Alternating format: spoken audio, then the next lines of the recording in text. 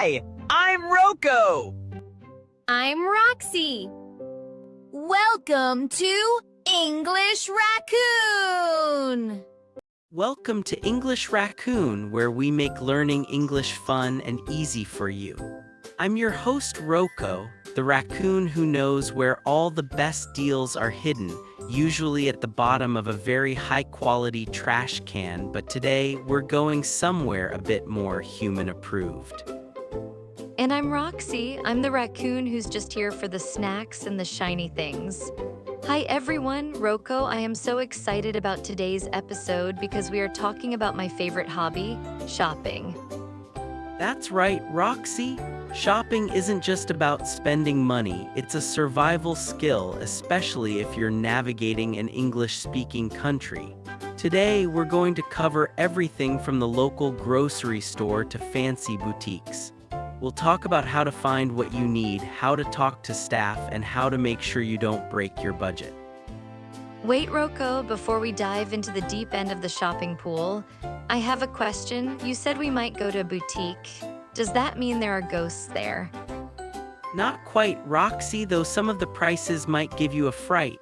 A boutique is a small, specialized shop that usually sells very trendy clothes or unique items. It's different from a mall, which is a huge building filled with many different stores, or a grocery store where you go to buy your bread and butter, literally. Oh, I see. So if I want a fancy trench coat, I go to a boutique, but if I want a mountain of donuts, I go to the grocery store.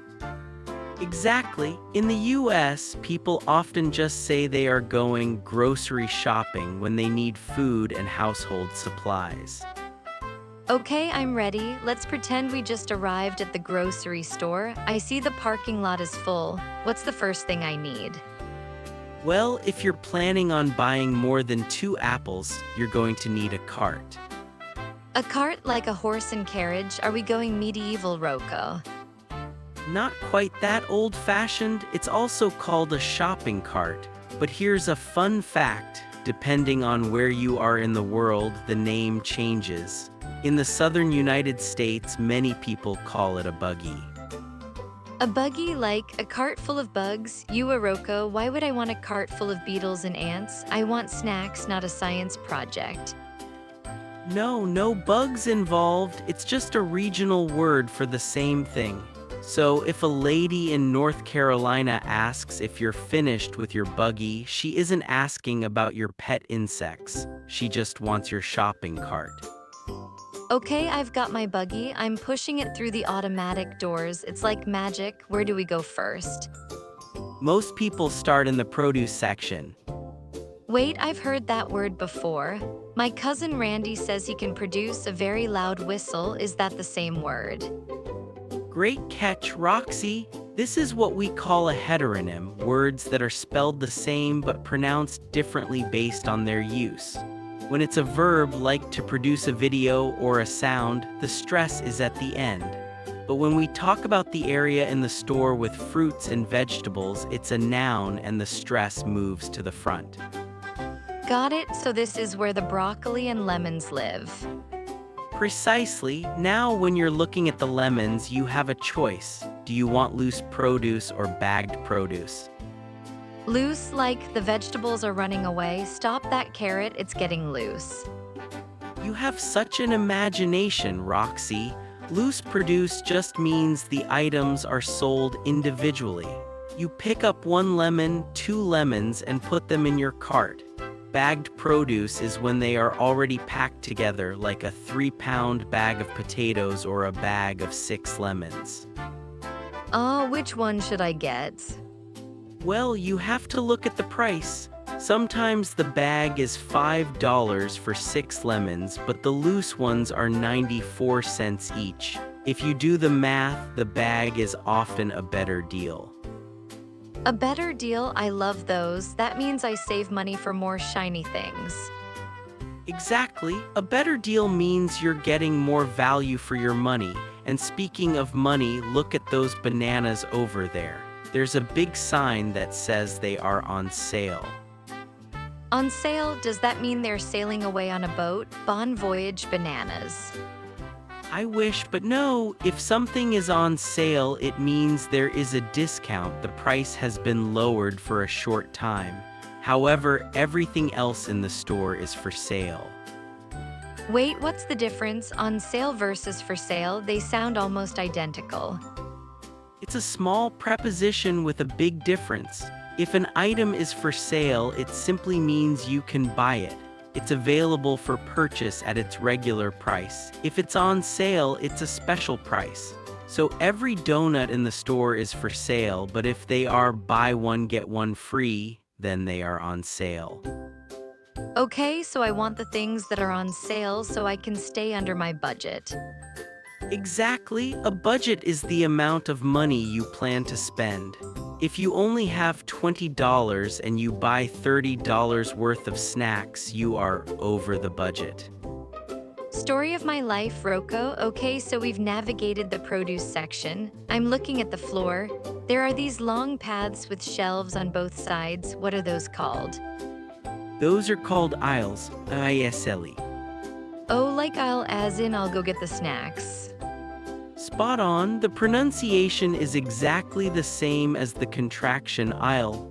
This is completely silent. You don't say aisle, you say aisle. You might hear a store clerk say, the crackers are on aisle 3. I'll be on aisle 3. Hey, that's easy to remember. It is. Now let's look at the very end of the aisle. You see that special shelf facing outward with the flashy displays of chips and soda?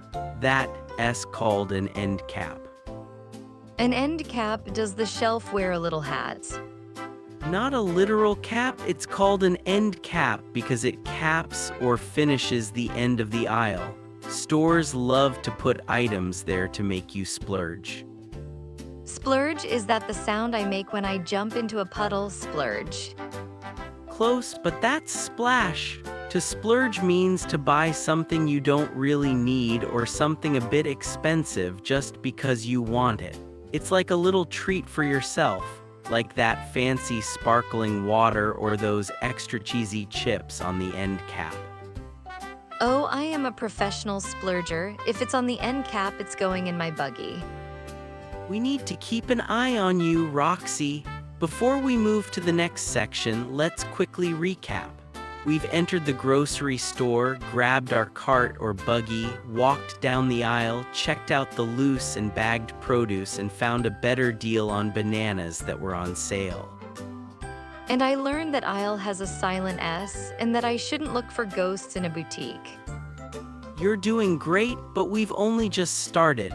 Next, we have to find the deli counter, the bakery, and that very tricky word for the cold section. Is it the place where Roxy turns into a popsicle? Almost. It's the refrigerated section, but we'll save those big words for the next part of our shopping adventure. I can't wait. I'm going to go practice saying aisle while I wait. I'll be in the aisle, I'll be in the aisle. But Rocco, I'm getting hungry. That produce section was great for my health, but my tummy is rumbling for something more substantial. Where are we going next in this giant food maze? Well, Roxy, if you follow your nose, we are heading straight for the deli counter. The deli counter, are we going to India? Do they have spicy snacks there? Because I love a good curry-covered cracker. Oh, Roxy, I love your global spirit, but no. This is Deli, short for delicatessen. It's the place in the grocery store where you can get freshly sliced lunch meat and gourmet cheeses. Lunch meat? You mean meat that only works between 12 o'clock and 1 p.m.? What happens if I eat it for dinner? Does it turn into a pumpkin? Not at all. Lunch meat refers to meats like sliced turkey, ham, or roast beef that people usually put in sandwiches for lunch. When you go to the deli counter, you don't just grab a pack. You talk to the person working there. You might say, "I'd like half a pound of turkey, please." Half a pound? Why can't I just say a handful or enough to fill a raccoon's hat? Because the deli works by weight. In the US, we use pounds. If you want a lot, you ask for a pound of cheddar cheese. If you want less, you ask for half a pound. It's all about being specific so you don't end up with 10 kilos of ham when you only wanted a snack. Okay, I'll take a pound of everything. Wait, what's that smell? It's sweet, it's doughy, it's heaven. That, my dear Roxy, is the bakery. This is where they have the freshly baked donuts, bread, and cakes. Donuts, the holy circles of deliciousness. And look at those cupcakes. They're like tiny cakes wearing fancy hats. They really are. And if you have a birthday coming up, like our friend Freddie from the video who's turning 2, this is where you order a custom birthday cake. You can even find cakes with cereal all over them. Cereal on a cake? That's basically breakfast. I'm moving into the bakery permanently. Rocco, tell my family I love them, but I live with the donuts now. Not so fast, Roxy. We have more to see. Let's head over to the meat and fish area. Now, here's something tricky. You have to choose between fresh fish and frozen fish. Well, fresh sounds better, right? It sounds like it just jumped out of the water and said, "Hello, eat me." You'd think so, but here's a secret from the sources. Often the fresh fish at the counter has been previously frozen. That means it was frozen on the boat, then thawed out to look pretty on the ice. So it's zombie fish. It was frozen, then it came back to life. In a way, so sometimes buying the fish that is still in the freezer is actually fresher because it stays frozen until you're ready to cook it. And speaking of meat, you can get pre-packaged meat that's already in a plastic tray, or you can ask the butcher for a fresh cut of meat. Like a steak or maybe some ground beef for a raccoon-sized burger. Exactly. If you're at the counter, you could say, "I'd like 2 pounds of ground beef, please." Remember, LBS is the abbreviation for pounds. 2 pounds of ground beef. Got it. I'll make a burger so big I'll need a buggy just to carry it. Now, what about this cold area? My fur is starting to stand on end. We are entering the dairy section. This is where you find milk, yogurt, and cheese. And for some reason in American stores, eggs are always here too. Eggs, but chickens aren't cows. They don't give milk. Why are they in the dairy section? Are the eggs confused? It's just how stores organize things. If it needs to stay cold and it's a farm product, it usually ends up in the refrigerated section. Ooh, that's a big word, refrigerated. Let's practice that one, refrigerated, in American English, because that final T is between 2 vowels. It sounds like a D. Refrigerated, it sounds like I'm purring while saying it. I'm in the refrigerated section looking for some whole milk yogurt. Good choice, but be careful. Do you want plain or vanilla? I want the one that tastes like a cloud. Is that plain? Plain means no extra flavor or sugar. Vanilla is sweet. And don't forget the milk. Do you want a carton of milk or a bottle of milk? What's the difference? Is a carton like a cartoon? Does it have Mickey Mouse on it?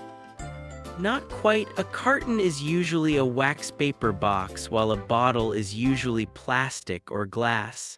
In some places, they even sell milk by the liter.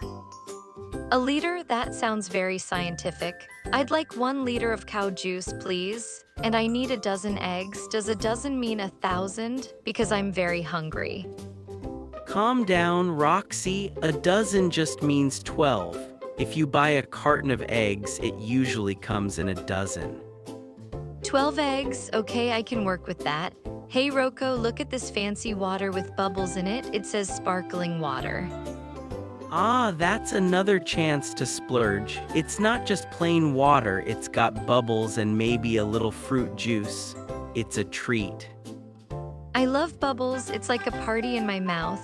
Hey, why is that area over there gated off with all the fancy glass bottles? Is that the grown-up juice section? Exactly, that's where the alcohol is. In some states like North Carolina, you can buy wine and beer right here in the grocery store. But what if I want the really strong stuff like rum or vodka? For hard liquor like rum or vodka, you usually have to go to a specialized store called a liquor store. In the South, they are often called ABC stores. ABC stores, do they teach you the alphabet there? A is for alcohol, B is for beer, C is for cool raccoons. It actually stands for Alcoholic Beverage Control. It's a store run by the local government. But we don't need any of that today. We have our hummus, our pretzels, and our whole milk yogurt. And my donuts, don't forget the donuts. I wouldn't dream of it. We've filled our buggy with everything from lunch meat at the deli to a dozen eggs from the refrigerated section. I feel like a shopping pro, but wait. How do we get all this stuff out of the store? And what do I do with this little plastic card in my pocket? That, Roxy, is the final step, the checkout. But before we head to the checkout counter, we need to take another little break to digest all these words. Can we digest a donut too? Maybe just one. Hey, that donut was for sale and I plan to buy it. We've filled our buggy with produce, lunch meat, and yogurt. Now I'm standing in front of this long, moving black rubber thing. Is this a treadmill for my snacks? Close, but don't try to run on it, Roxy. That is the conveyor belt. We are at the checkout counter, also simply called the checkout. You can use checkout as a noun like let's go to the checkout, or as a verb like it's time to check out our items. Okay, I'm putting my pretzels and sparkling water on the conveyor belt. The lady at the front is holding a little laser gun. Is she a space ranger? Not quite. She is scanning the items. Each item has a barcode, and when she scans it, the computer knows the price. Oh, and look, you should give her your membership card. My membership card, but I'm a raccoon, not a sheep. No, a membership card. Many grocery stores have a promotion program where members get special discounts. If you scan your card, you might find that those lemons we found earlier are even cheaper. Beep, ooh, I love that sound. It's the sound of progress.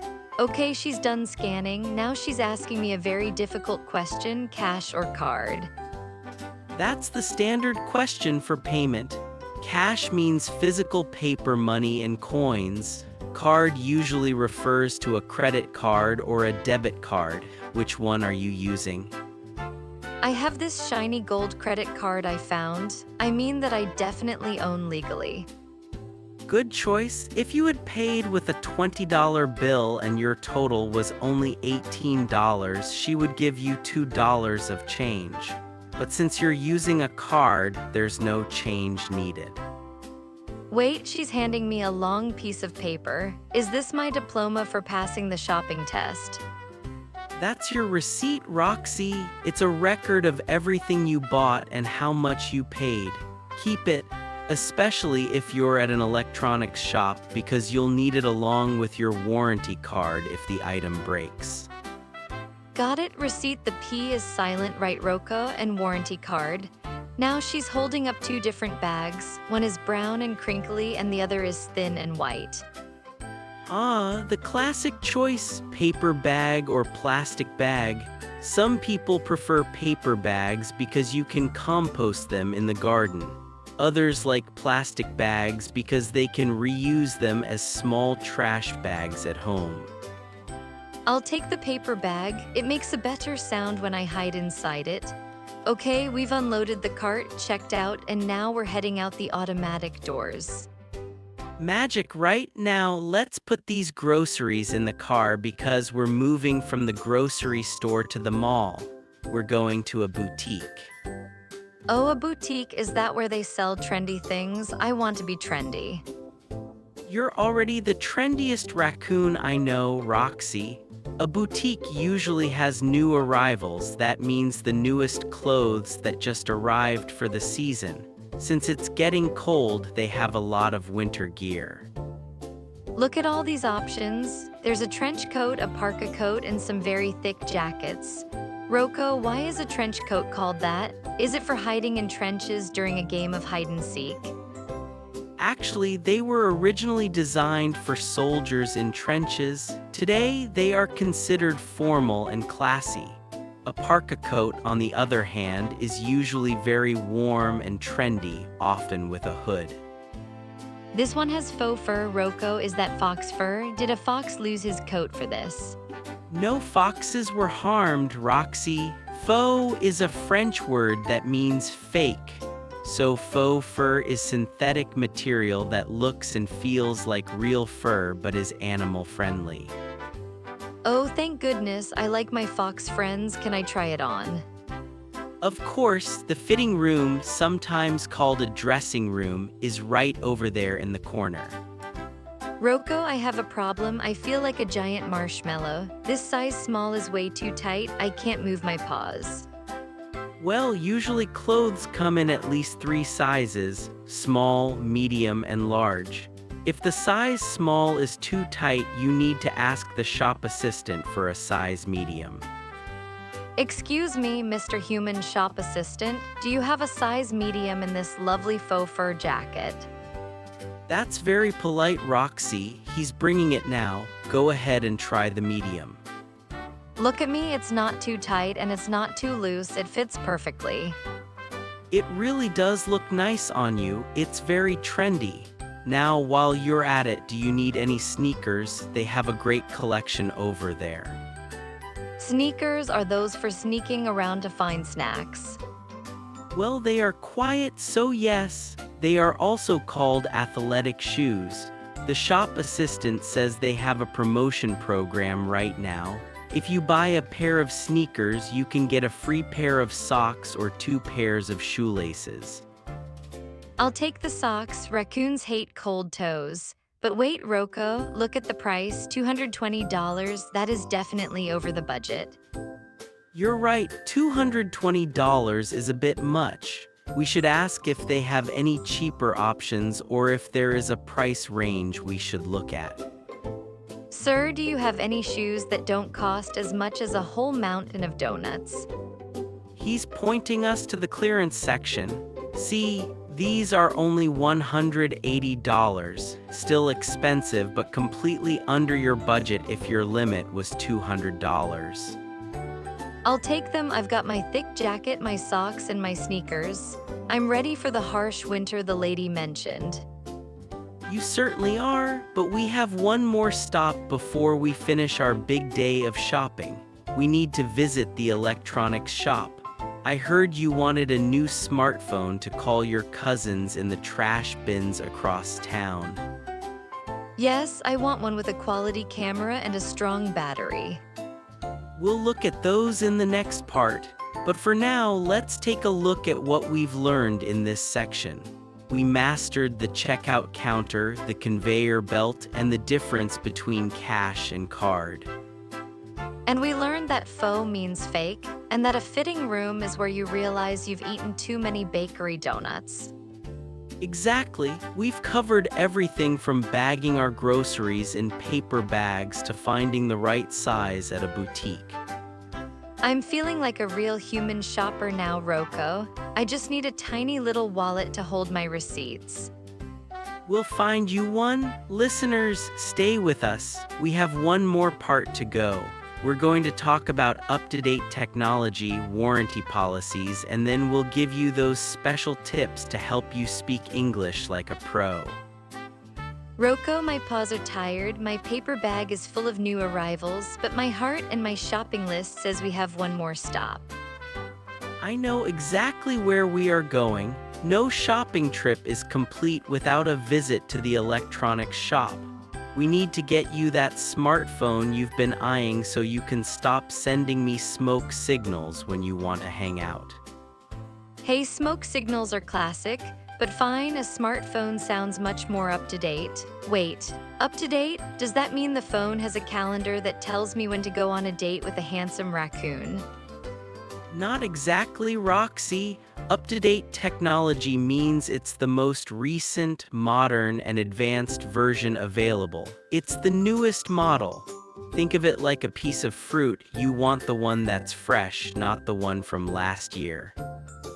Okay, I want the freshest phone in the bin. Let's head to Blue Wave Electronics. Look at this display. They have so many different types of phones with various price ranges. Price ranges? Is that like a mountain range where the prices are the peaks? Oh, look at that $1,000 peak. It's so snowy and expensive. That's a great analogy. A price range is the span between the cheapest and most expensive items. For example, their phones might have a price range of $200 to $1,200. Well, I want something that fits my budget. My limit is $900. If it's $901, I'm walking out. Good for you for sticking to your budget, Roxy. Let's do a role play. I'll be the shop assistant and you be the customer, just like Mr. Kent from our sources. Hello, Mr. Human Electronic Person. I am looking for a smartphone. I want to video call my cousins in the city, so I need two things: a quality camera and a strong battery. Excellent choice, Miss Roxy. For video calls, you definitely need a strong battery so the phone doesn't die in the middle of a story. And a quality camera ensures your cousins can see every whisker on your face. I recommend the iPhone. iPhone, does it have up-to-date technology, and more importantly, is it purple? It has the most up-to-date technology and it comes in blue, white, black, and red. It's $850. $850, let me check my raccoon math. That's less than $900. It's completely under my budget. I'll take it in black, please. It matches my mask. Great. Would you like to pay with your credit card? Yes, here is my Visa, and don't forget my receipt and my... Wait, what's that wart card you mentioned earlier? It's a warranty card, Roxy, not a wart. Warts are what you get from touching toads. A warranty is a promise from the store. If the phone breaks within a certain time, they will fix it for free. You should always read the warranty policy carefully. Oh, a warranty policy. So it's like a safety net for my shiny new toy. I'll keep that warranty card right next to my receipt in my secret hollow tree. Perfect. Rocco, we've done so much today. We've loaded the buggy, scanned our membership card, checked out, and loaded the car. And when we get home, we have to unload the groceries. It's the cycle of life. And the cycle of snacks. Before we go, Rocco, I think we should give our listeners some English learning tips so they can be as smart as, well, as smart as you, I guess. I'd be honored. Here are 2 English raccoon tips for today. 1. Master the silent letters. English is full of ghost letters that you see but don't hear, like the S in aisle or the P in receipt. When you learn a new word, always check if there's a letter that's just there for decoration. 2. Use phrases, not just words. Instead of just learning meat, learn freshly sliced lunch meat. Instead of just cheap, use better deal or under the budget. It makes your English sound more natural and classy, like a trench coat. Those are great tips, Rocco. My tip is, if you can't remember the word for shopping cart, just call it a buggy and move to North Carolina. Everyone will think you're a local. That's one way to do it. Well, listeners, we've come to the end of our shopping trip. We hope you enjoyed learning about end caps, faux fur, conveyor belts, and sparkling water as much as we enjoyed talking about them. We really want to hear from you. What is your favorite thing to splurge on? Is it a fancy birthday cake with cereal on it or the latest up-to-date technology? Tell us in the comments. And if you found this lesson helpful, please like, subscribe, and share this podcast with your friends. Don't forget to hit that notification bell so you never miss an episode of English Raccoon. Yes, more friends means more fun, and maybe someone will bring me a dozen eggs or a pack of chewing gum. We love building this community with you. Keep practicing every day, even if it's just for 30 minutes while you're unloading your groceries. You'll be a confident speaker in no time. Until next time, keep your eyes on the new arrivals and your paws on the snacks. Welcome to English Raccoon, where we make learning English fun and easy for you. Goodbye, everyone. Bye-bye, see you at the checkout.